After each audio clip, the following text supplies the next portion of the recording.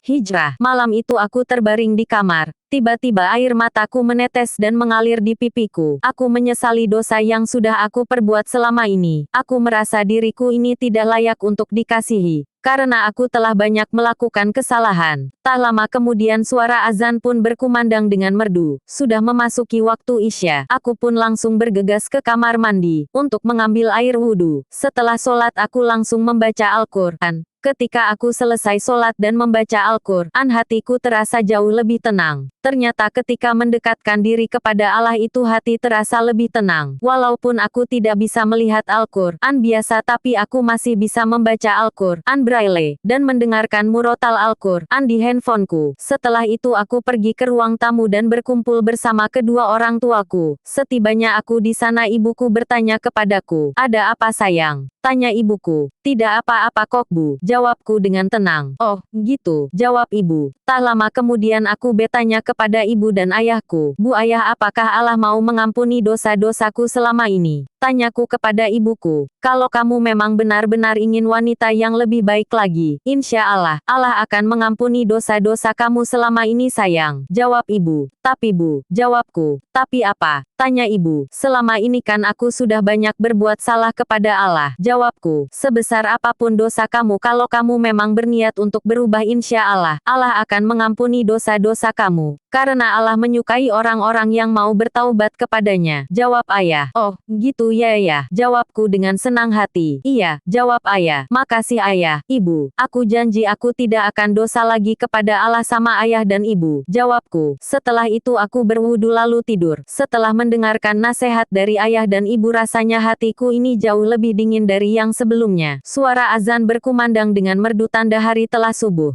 Tak lama kemudian aku mendengarkan ketukan pintu dari luar kamarku. "Tok, dotok, dotok udiah ayo, bangun sholat," kata ibu sambil mengetuk pintu kamarku. "Iya Bu," jawabku. Aku langsung menuju kamar mandi lalu sholat. Ketika usai sholat hatiku pun terasa dingin. Intinya ketika kita ada masalah apapun dalam hidup kita larilah kepada Allah. Hanya Allah lah yang bisa mengobati hati kita.